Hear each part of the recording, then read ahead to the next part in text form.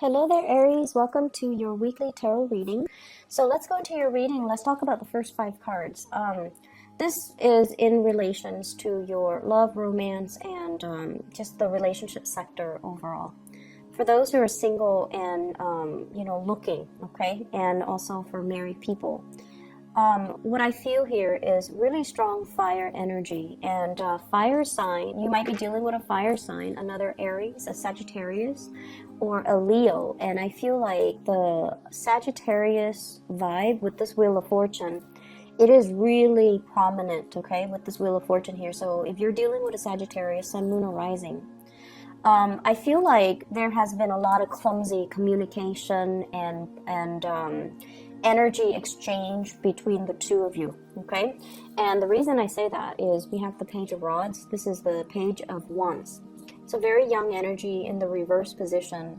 So it's like competition, a little bit of jealousy, a little bit of snipping at each other, like the communication I feel like was a little bit awkward and clumsy, and when you're around them they might rattle you and you don't know how to respond, you don't know how to act, you don't know exactly what their intentions are for you, and they vice versa don't know how to respond, don't know how to act.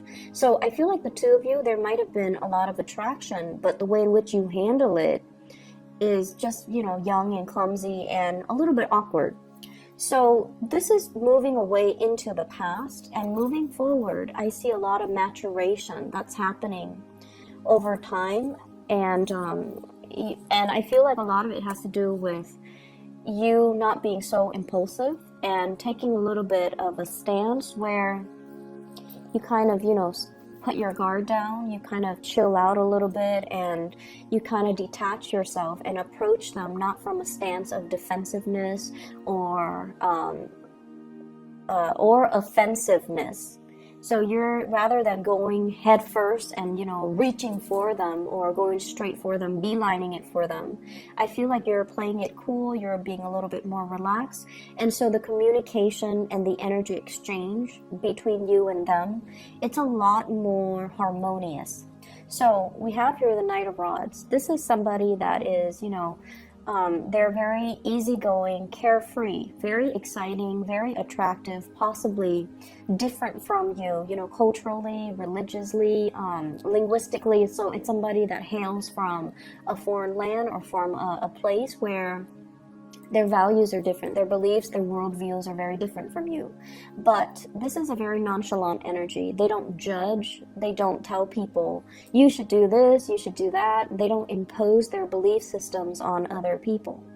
And I feel like if you are dealing with another fire sign, even though, you both are fire, I feel like there might be some cultural differences. So letting the other person kind of be them, while you focusing on what you need to do, rather than preaching, but being a lot more accepting, being a lot more open. That's going to be very crucial for you to get the relationship off the ground, okay?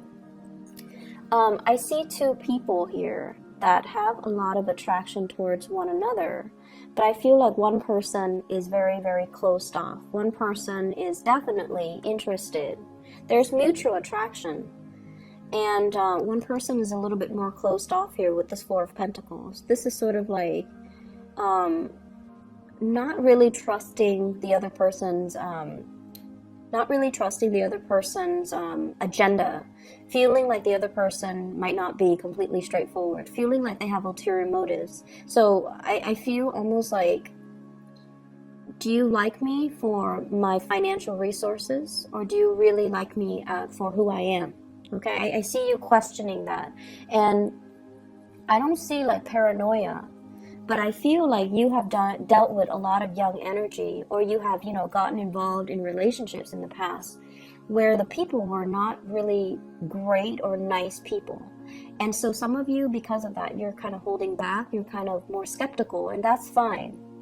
But I feel this trepidation here about getting involved with new people because you're also very fearful of commitment.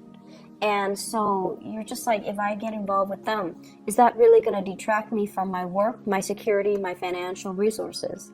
Is it going to also affect, the way in which I spend my free time?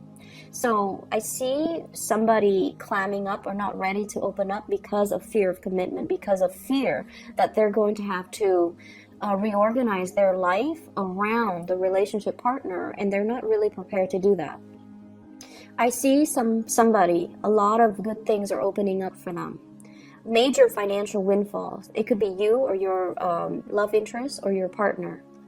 Major new opportunities that are coming into the picture for them. So I feel like Sagittarius, strong Aquarius that you're dealing with. So fire signs in general, but strong Sagittarius, strong Aquarius, people that you're dealing with, where the world is opening up for them, where they're kind of like very elated because of the financial prosperity, because of at this point in their life, they're healed, they're feeling really good.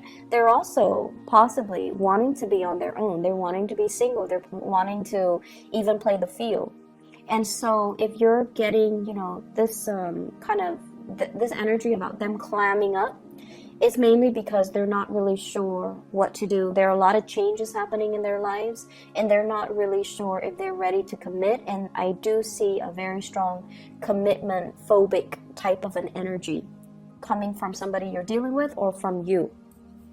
I'm also sensing as well, somebody's coming towards you. If you are in a relationship, you're trying to preserve your relationship. So you're just like, I'm going to admire you from afar. I'm going to, look at you and be attracted to you and enjoy this physical attraction that we have, but it's going to be from afar because I don't want to risk losing all the good things that are happening in my life by dabbling in this affair where I feel like it might not give me that stability. So I feel like many of you are very security oriented for this week, and you might have, really strong attraction between you and another person. And you might as well have to work with them in a work environment. You might feel really, really connected to them. But I feel like there's this, one person's in a relationship and the other person's aware of it. So they're not really opening up to, wedge themselves and be a third party, or they're not down with being the homewrecker. They're not down with getting involved and be seen as the other woman, the mister or the mistress. So I feel like that energy coming in, and so there's a lot of attraction. There's a lot of hopefulness for between you and your significant other, or between you and the person that you are crushing on. I definitely feel somebody coming towards you, and I feel like you're kind of not sure about their motives, okay?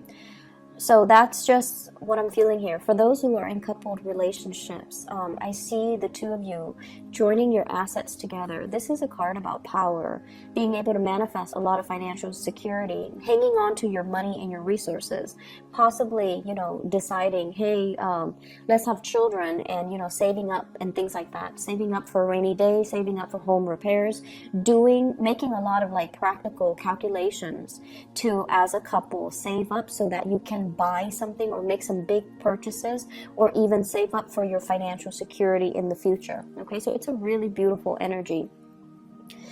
In terms of other areas in your life, what I feel here is this is a really good card. Positive reception, career advancements, having promotions, or dealing with working in an environment where you're kind of like on center stage.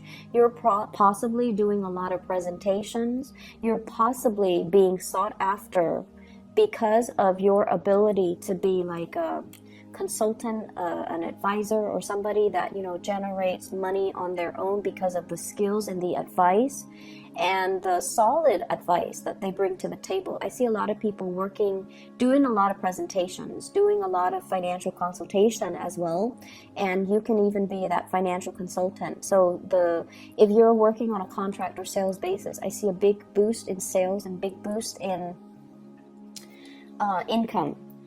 For many of you, there might have been a situation that you have left behind, like a work environment that was kind of cutting away at your ability to be yourself.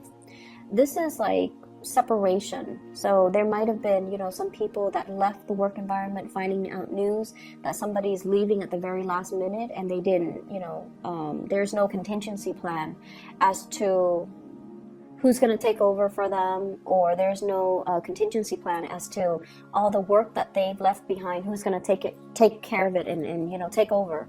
So I feel like there might be a situation where you might have to handle the workload of somebody that has left, or that has retired, or that has recently, you know, changed jobs. So they're leaving behind work, and you're taking on the mantle, and you're going to be able to work your magic. And basically the work itself, I see like a high level of visibility associated with it. And I also feel like you have the skills and the competency to get the work done, but there's still issues when it comes to going up the chain of command and following, you know, the proper channel, so that you are doing work the way that the supervisor of that other person wants it, rather than the way your own supervisor or your whatever it is that you, however you want to do it. Just make sure, like, following the chain of command is what I'm seeing here with the Emperor. Somebody is seeing the work that you do. Somebody is very, very appreciative, and they also like what they see in terms of your performance, in terms of your ability to, you know, get things done. And they also feel as well that you make things happen, that whatever you touch, it becomes like a green light.